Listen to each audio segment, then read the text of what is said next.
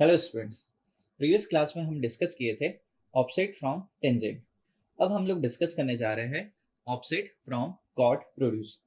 सो इस मेथड में हम क्या करने वाले हैं, जो कर्व होगा उस कर्व की जो कॉर्ड होगी उस कॉर्ड को हम प्रोड्यूस करेंगे यानी कि उस कॉर्ड को हम एक्सटेंड करेंगे और इस एक्सटेंशन से हम ऑफसेट्स लेकर के कर्व पर कुछ पॉइंट्स को लोकेट करेंगे और इन सारे पॉइंट्स को मैच करके हमें कर्व मिल जाएगा।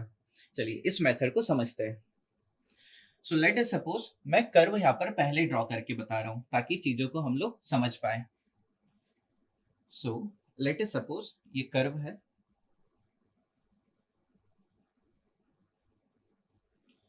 सो एक कर्व है जिसके लिए सारी एनालिसिस की जा रही है। सो मैंने यहाँ पर कर्व बनाया। इस कर्व का मैं यहाँ पर बेक टेंजेंट ड्रॉ करता हूँ। सो लेट अस सपोज ये है बेक टेंजेंट। सो ये हो गया back tangent. Let us suppose ये हो गया पॉइंट ए, ठीक है, जहां से बेक टेंजेंट स्टार्ट हो रहा है। ये पॉइंट हमारा T1 जहां से हमारा कर्व स्टार्ट हो रहा है। क्लियर है ना? ये जो बेक टेंजेंट है इसको मैं एक्सटेंड करता हूँ। सो बेक टेंजेंट को मैंने एक्सटेंड किया ना। चलिए ये जो कर्व मैंने बनाया है इसका कोई ना कोई सेंटर होगा। लेट अस सपोज ये इसका सेंटर पॉइंट है। सो ये जो कर्व है,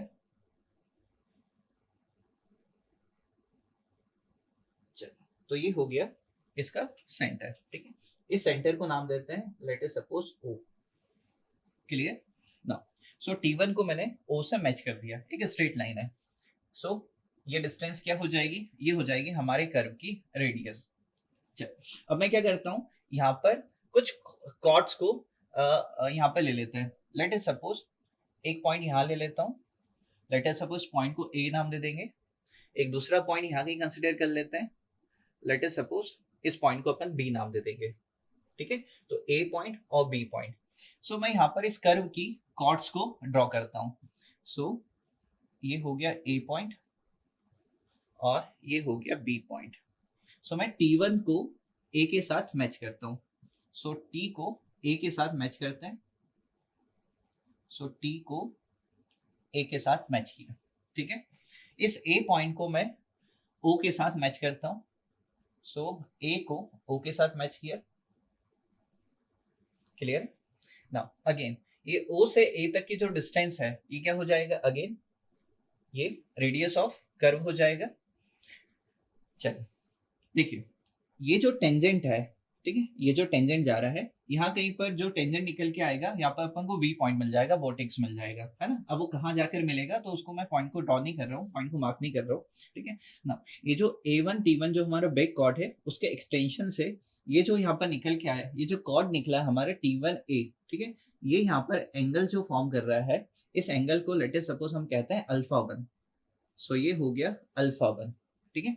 अगर ये अल्फा 1 है ना, अगर ये अल्फा 1 है, देखिए यहाँ पर हम लोग यूज करने वाले हैं प्रॉपर्टी ऑफ सर्कल।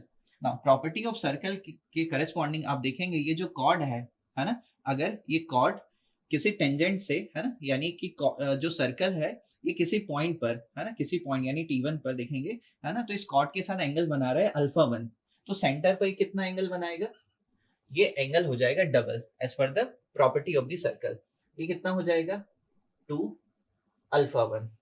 क्लियर है ना? इस प्रॉपर्टी को ध्यान रखना, ये प्रॉपर्टी आगे आने वाली सारी एनालिसिस में हम लोग यूज करने वाले हैं ना। सो ये हो गया अल्फा 1। अपन नेक्स्ट कॉर्ड को भी यहाँ पर ड्रॉ करते हैं। ए से बी को मैच करता हूं तो इस सर्कल की अपन को नेक्स्ट कॉर्ड मिल जाएगा। सो ए से बी को मैच किया, ए से बी को मैच किया, ठीक है ना। इस ए पॉइंट से मैं टेंजेंट को पास करता हूँ। सो लेट अस सपोज इस ए पॉइंट से एक टेंजेंट पास हो रहा है। सो ए पॉइंट से एक टेंजेंट पास हुआ, ठीक है। तो ये हो गया एक और टेंजेंट जो कि ए पॉइंट से पास हो रहा है। देखिए ये जो कॉर्ड ए बी है इस टेंजेंट के साथ जो एंगल फॉर्म करेगी, इस एंगल को मैंने नाम दे दिया late us suppose alpha 2। Clear है ना? अगर ये अल्फा 2 हो गया सो देखना मैं बी पॉइंट को मैच करता हूं ओ के साथ। सो बी को मैच करते हैं ओ के साथ। अगेन ये जो रेडियल डिस्टेंस आपको दिखाई दे रही है ओ से बी तक, अगेन ये क्या हो जाएगा, रेडियस ऑफ द कर्व, ठीक है ना। अगेन सेम प्रॉपर्टी को यूज करते हैं, ये जो सर्कल है किसी पॉइंट ए पर है ना टेंजेंट के साथ अल्फा 2 का एंगल फॉर्म कर रहा है, तो सेंटर पर ये कितना एंगल फॉर्म करेगा, ये हो जाएगा 2 अल्फा 2। क्लियर है ना। सो ये मैंने पहली कॉर्ड यहाँ पर बनाई T1A, दूसरी कॉर्ड बनी A से B, फिर ऐसे B से C, C से D, ऐसे नंबर ऑफ कॉर्ड्स इस पर्टिकुलर कर्व पर हमको देखने को मिलेगी। क्लियर। तो मैं यहाँ पर दो कॉर्ड लेकर के एनालिसिस करता हूँ, एक और कॉर्ड आपके अंडरस्टैंडिंग के लिए यहाँ पर एक सिंप्लीफाई करके दिखा देता हूँ। सो लेट अस सपोज यहाँ से B पॉइंट से भी एक कोई कॉर्ड जारी है, तो मैं उसको आपकी रफ आइडिया के लिए बना के दिखा देता हूँ। ठीक है, तो यहाँ से कोई कॉर्ड पास हो रही है बी से सी की तरफ, ठीक है, मैं कंप्लीट नहीं कर रहा हूँ इसको ना। बी पॉइंट से भी एक टेंजेंट पास करते हैं, सो बी पॉइंट से भी एक टेंजेंट को पास करते हैं, देखिए टी पॉइंट से ये टेंजेंट हुआ, ठीक है ना। ये जो टेंजेंट है, ठीक है, और ये जो कॉर्ड है ये एंगल फॉर्म कर रहा है, लेट अस सपोज अल्फा 3, ठीक है। तो यहाँ पर जो नेक्स्ट पॉइंट आएगा यानी कि सी पॉइंट, ये जो कॉर्ड होगा बी से सी, अगर मैं यहाँ से उसको मैच करूंगा तो ये एंगल कितना फॉर्म करेगा, 2 अल्फा सी। यहाँ तक क्लियर है। चल, तो यहाँ तक की चीज तो क्लियर होती है। आगे बात करते हैं ना, आगे हम लोग बात करते हैं और इसे हम लोग फर्दर डिस्कस करते हैं। हम लोग कौन सी मेथड पढ़ रहे हैं, offset from chord produce. Chord produce का क्या मतलब है, ये जो कॉर्ड्स हैं इन्हें हम लोग प्रोड्यूस करेंगे हमारी एनालिसिस के लिए। कैसे देखना, सो T1 से A, T1 से A हमारा सबसे पहला कॉर्ड हुआ इस कर्व पर ना। मैं क्या करता हूँ, इस कॉर्ड को प्रोड्यूस करता हूँ, कॉर्ड को प्रोड्यूस करता हूँ, दैट मींस इसको एक्सटेंड करता हूँ। सो T1A कॉर्ड को मैं प्रोड्यूस करने जा रहा हूँ ना। आप देखेंगे तो मैंने इसको एक्सटेंड कर दिया। क्लियर है ना। देखिए यहाँ पर आप देखेंगे ये जो ट्राइंगल आपको बनता हुआ दिखाई दे रहा है, ठीक है, ये जो T1A और ये वाला जो पॉइंट यहाँ पर जो भी होगा, एक ट्राइंगल आपको दिखाई दे रहा है, ठीक है। ये जो ट्राइंगल दिखाई दे रहा है ये ट्राइंगल आइसोस्केल ट्राइंगल बन रहा है, ठीक है। आइसोस्केल ट्राइंगल की क्या प्रॉपर्टी निकल के आ जाएगी, देखना, अगर ये अल्फा 1 है तो ये वाला एंगल भी क्या हो जाएगा, अल्फा 1। अगर ये एंगल अल्फा 1 है, ठीक है, अगर ये एंगल अल्फा 1 है, सो कमेंट कर सकते हैं आप, ये वाला एंगल कितना हो जाएगा, ये भी अल्फा 1 हो जाएगा, ठीक है। चलिए यहाँ तक तो समझ में आ रहा है ना। अब मैं क्या करता हूँ, ये जो पॉइंट ए है, ठीक है, इसके लिए ऑफसेट लेता हूं मैं इस टेंजेंट से, ठीक है। तो इस टेंजेंट से यहाँ पर हम लोग क्या लेते हैं, ऑफसेट लेते हैं। यानी ये जो ए पॉइंट है ये हमको कैसे मिला, ये टेंजेंट लेने से मिला हमको, ठीक है ना। सो मैं टेंजेंट यहाँ पर ड्रॉ कर देता हूँ। सो ये हो गया टेंजेंट, ठीक है ना, ये परपेंडिकुलर है यहाँ पर।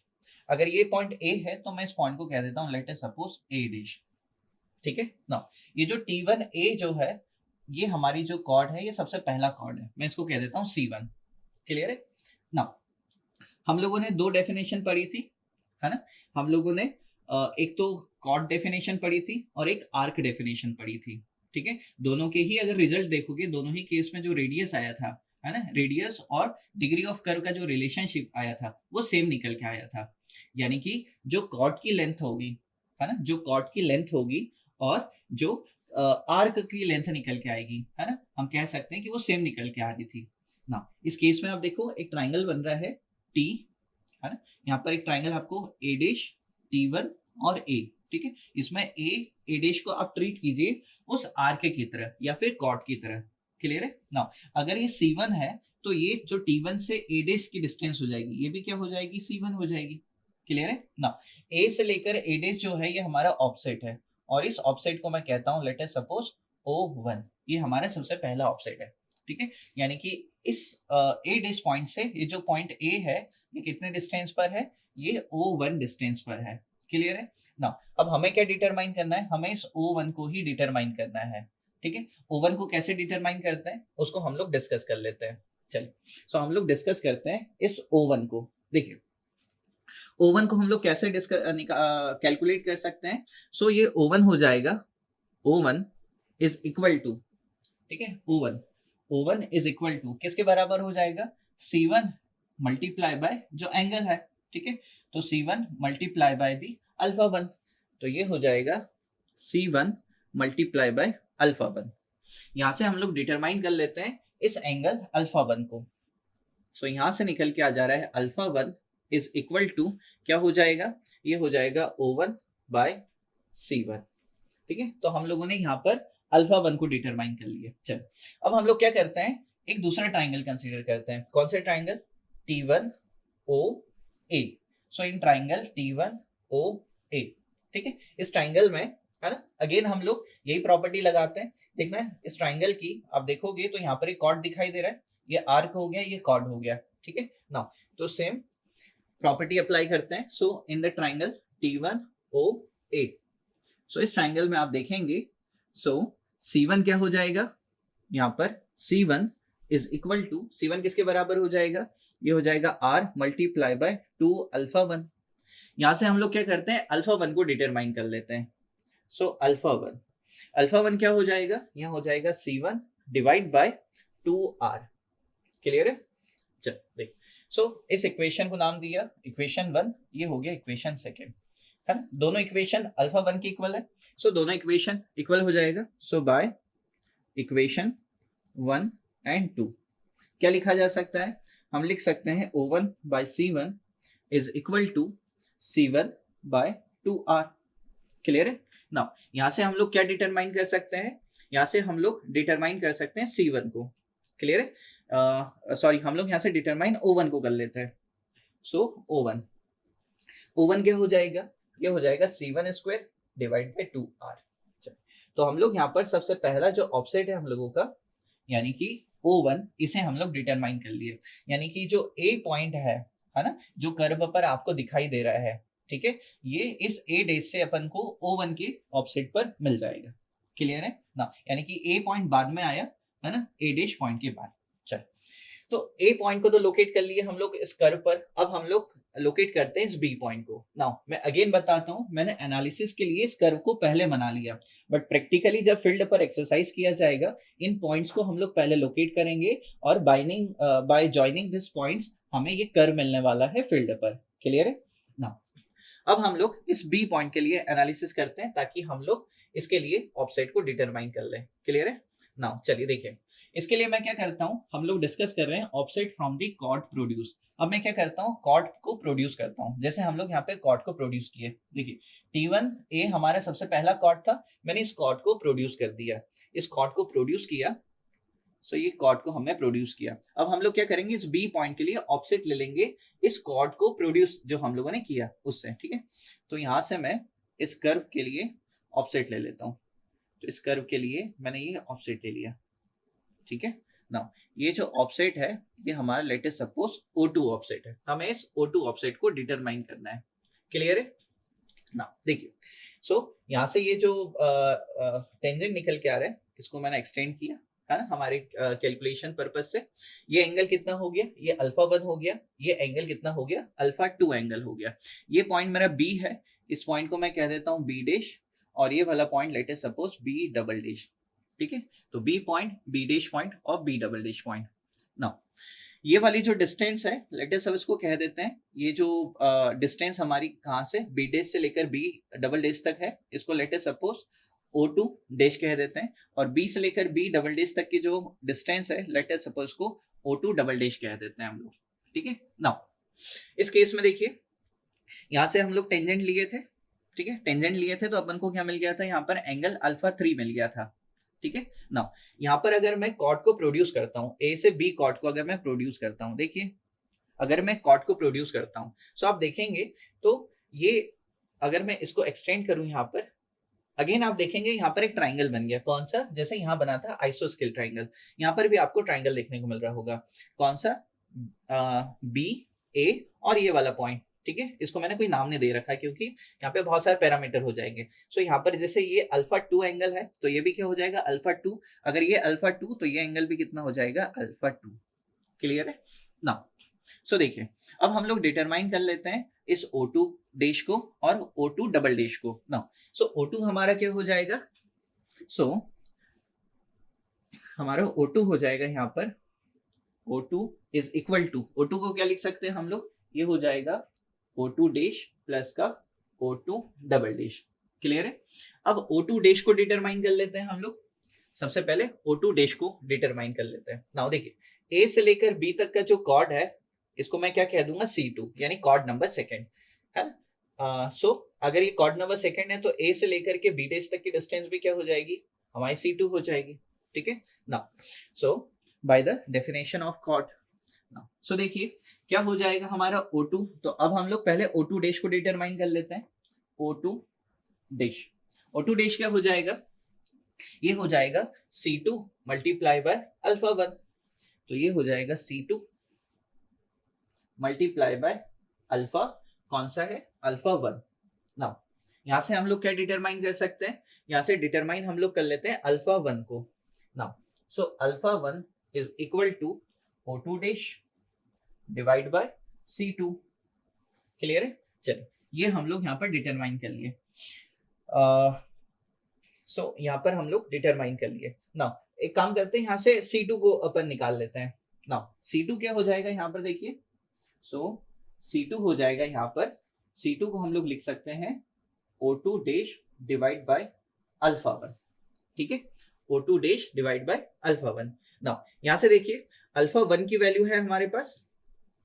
अच्छा एक काम करते हैं अपन, ये जो O2 डैश अपना निकल के आ जा रहा है ना, अपन इसमें क्या करते हैं, अल्फा 1 की वैल्यू पुट कर देते हैं, ठीक है, ताकि O2 डैश अपन को मिल जाए। चल तो मैं यही करता हूँ, आप देखेंगे यहाँ पर अल्फा 1 की वैल्यू है हमारे पास, अल्फा 1 की कितनी वैल्यू है, C1 बाय 2R।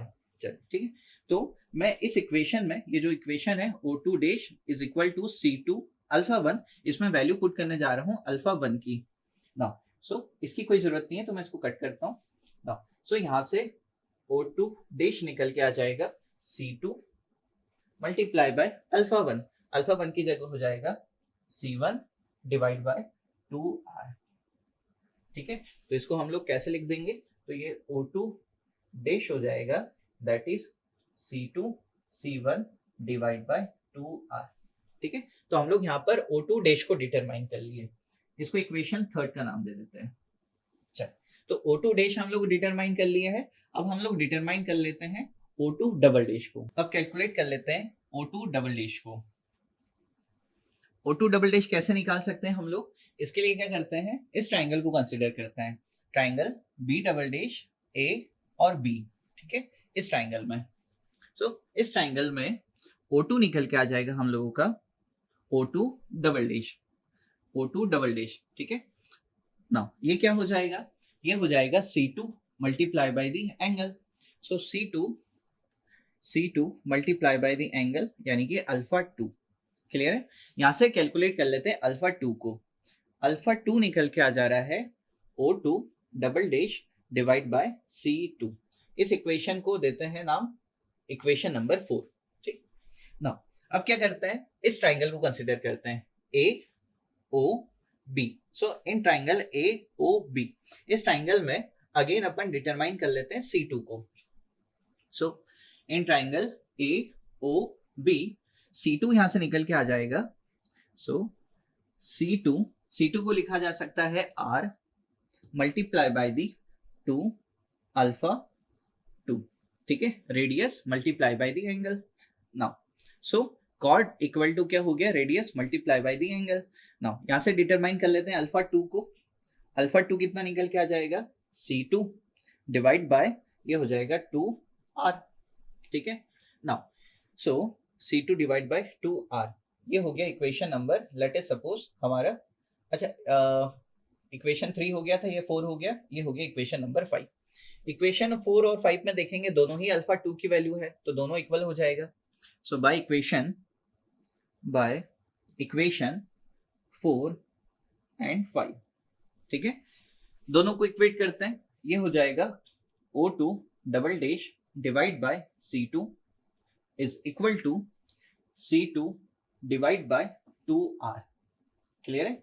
यहां से डिटरमाइन कर लेते हैं O2 डबल डैश को, O2 डबल डैश कितना निकल के आ जाएगा, C2 square divide by 2R, ये हो जाएगा C2 square divide by 2R, clear है। तो यहाँ से O2 डबल डैश निकाल लिए, और इसके पहले हम लोग O2 डैश निकाल लिए थे हम लोग, ठीक है। O2 डैश कितना निकल के आया था, C1 डिवाइड बाय 2R। चल सो अब क्या करते हैं, हमारा O2 क्या निकल के आ जा रहा था, इक्वेशन हम लोगों ने लिखा था, O2 निकल के आ जा रहा था O2 डैश प्लस का O2 डबल डैश, ठीक है। O2 डैश अभी हम लोग निकाले थे, कितना निकल के आया था, C2C1/2R, ये निकल के आ रहा था C2C1 divide by 2R plus का O2 डबल डैश कितना निकल के आया, C2 square divide by 2R, तो C2 square divide by 2R। Clear है? नाउ इस इक्वेशन से क्या करते हैं, C2 को कॉमन ले लेते हैं, तो कॉमन लेते हैं C2 को, तो C2 को कॉमन ले लिया, क्या बच जाएगा देखिए, तो बेस सेम है तो डिवाइड में तो क्या आ जाएगा, 2R आ जाएगा, C2 कॉमन ले लिया तो यहाँ क्या बच जाएगा, C1 प्लस का C2, तो ये हो जाएगा C1 प्लस का C2 डिवाइड बाय 2R। ठीक है, तो ये अपन को आ गया O2 की वैल्यू। तो O1 भी अपन डिटरमाइन कर लिए, यानी कि पहला ऑफसेट भी हम लोग डिटरमाइन कर लिए O1, दूसरा ऑफसेट भी हम लोग निकाल लिए O2। ठीक है, तो इस डायग्राम में मैंने अभी आपको O1 और O2 को बना के दिखाए रखा है ना, ये पूरा O2 हो गया। नाउ एज सिमिलर इस कर्व पर नंबर ऑफ कॉर्ड होगी और उस नंबर ऑफ कॉर्ड के करस्पॉन्डिंग जो पॉइंट्स होंगे, जैसे अभी अपन ने B पॉइंट को लोकेट किया ऑफसेट लेकर के, फिर A पॉइंट को लोकेट किया ऑफसेट लेकर के O1, B पॉइंट को लोकेट किया O2 वाला ऑफसेट लेकर के, ऐसा ही C point, D point, E point. ठीक है, नंबर ऑफ यहाँ पर पॉइंट्स होंगे और इन सारे पॉइंट को लास्ट में ज्वाइन कर देंगे तो अपन को ये कर्व मिल जाएगा जो मैं पहले से बना के रखा हूँ। तो सिमिलरली हम लोग रिजल्ट्स को देख करके कह सकते हैं कि हमारा O3 क्या निकल के आएगा। ठीक है, तो मैं यहाँ पर लिख देता हूँ सिमिलरली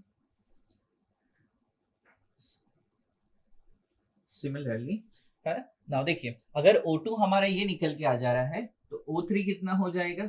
नाउ देखिए, O2 में क्या आ जा रहा है, यहाँ C2 आ जा रहा है, C1 plus C2 divide by 2R।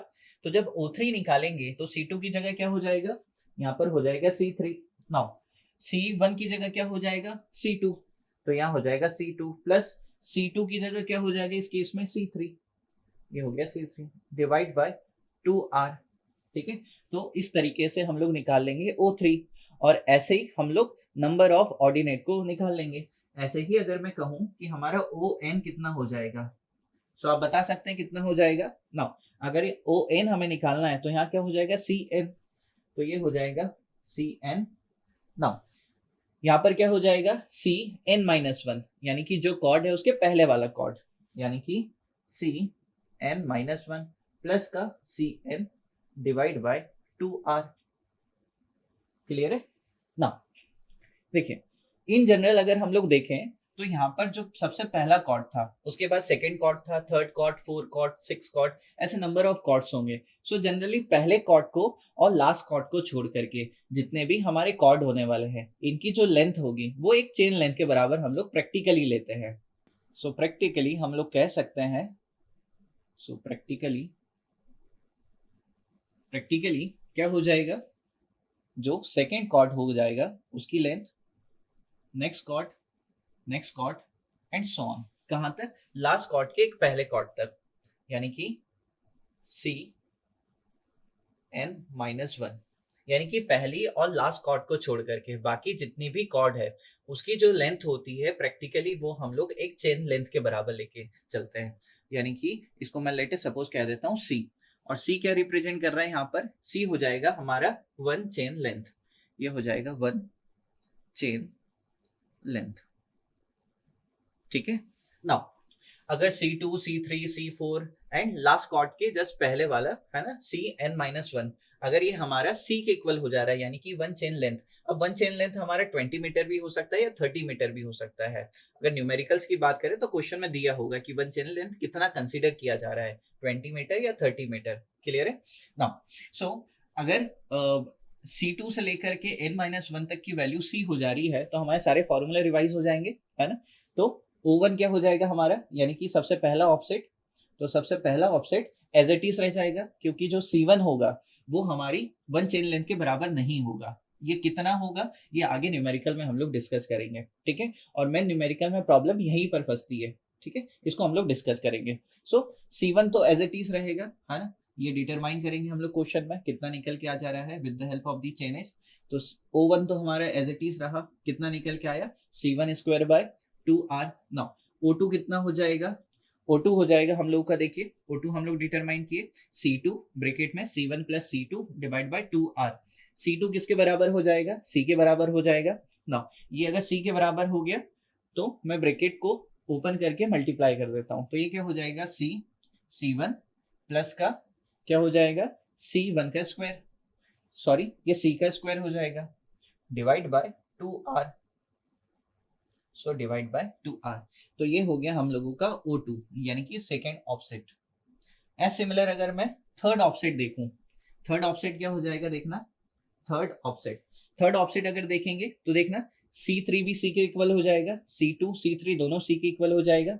Now देखना तो C2 और C3 दोनों अगर C के इक्वल हो गए तो दोनों C प्लस C हो जाएगा, क्या हो जाएगा 2C, क्लियर है ना। 2C और C3 भी C हो जाएगा, सो 2C में मल्टीप्लाई हो जाएगा C का, तो क्या हो जाएगा 2C स्क्वायर हो जाएगा, 2 से 2 कट हो जाएगा तो क्या बच जाएगा C स्क्वायर बाय R, तो ये हो जाएगा C स्क्वायर बाय R, ठीक है। यानी कि O3 से लेकर के, है ना, O3 से लेकर के जो हमारे जितने भी ऑफसेट होंगे कहाँ तक के Cn-1 तक के, वो सारे के सारे कितने हो जाएंगे C2 square by R।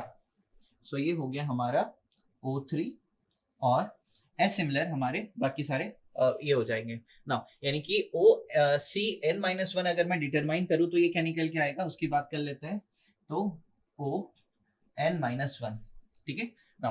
On-1 अगर मैं डिटरमाइन करूं तो ये कितना हो जाएगा देखना ना, यहाँ पर जो Cn है ना, ये तो Cn रहेगा, Cn-1 क्या हो जाएगा C के बराबर, है ना, तो ये हो जाएगा Cn-1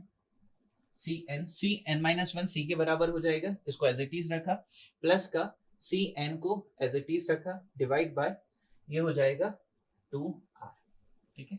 तो ये हो जाएगा हमारा कौन सा ऑफसेट, ये लास्ट के जस्ट पहले वाला ऑफसेट, क्लियर है ना। और सॉरी ये हो जाएगा हमारा सबसे लास्ट ऑफसेट ON, ठीक है, तो ये ON हो जाएगा, इसको मैं हटाता हूँ, ये हो जाएगा ON।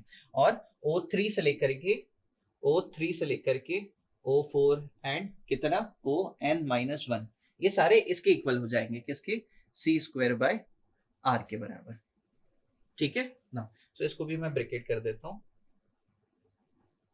ना। यानी कि हम लोग इस कर्व पर सारे के सारे कोऑर्डिनेट्स को डिस्कस कर लिए, सारे ऑर्डिनेट्स को ऑफसेट्स को डिटरमाइन कर लिए, O1 हो गया, O2 हो गया, ठीक है, O3 से लेकर के On-1 तक के जितने भी ऑफसेट हो जाएंगे C स्क्वायर बाय R हो जाएगा, और जो सबसे लास्ट हमारा ऑफसेट हो जाएगा वो C plus Cn divide by 2R के बराबर हो जाएगा। तो ये तो हम लोगों ने डिस्कस कर लिया ऑफसेट फ्रॉम द कॉट प्रोड्यूस मेथड को ना। अगर इस मेथड की मैं बात करूं कि इस मेथड को कहाँ यूज किया जाएगा, तो इस मेथड को हम लोग वहां यूज करते हैं जहां पर जो कर्व है उसकी लेंथ काफी ज्यादा निकल के आती है, यानी कि for the longer length of the curve, जहां पर जो कर्व है उसकी रेडियस बहुत ज्यादा निकल के आ रही हो, उस केस में हम लोग ऑफसेट फ्रॉम कॉट प्रोड्यूस मेथड को यूज करते हैं ना। इस मेथड की अगर मैं एडवांटेज की बात करूं तो इस मेथड का ये एडवांटेज निकल के आता है कि जो टेंजेंट है ना, जो टेंजेंट है और जो ये निकल के आ रहा है, एक तो टेंजेंट हो गया और दूसरा कॉर्ड निकल के आ जा रहा है ना, तो इसके बीच का जो लेंथ होगा प्रैक्टिकली उसको एक्सेस करने की जरूरत नहीं होती है यहाँ पर, है ना। यानी कि उस बीच वाला अगर ऐसा स्पेस आ जा रहा है जिसको एक्सेस नहीं कर पा रहे हैं, फिर भी हम लोग इस मेथड की हेल्प से ग्राउंड पर इस कर्व को प्रोड्यूस कर सकते हैं। चल, तो यहाँ पर हम लोगों ने डिटेल में डिस्कस कर लिया ऑफसेट फ्रॉम दी कॉट प्रोड्यूस को। अब हम लोग नेक्स्ट वीडियो में डिस्कस कर लेंगे इस मेथड के बेस पर न्यूमेरिकल प्रॉब्लम को। Thank you.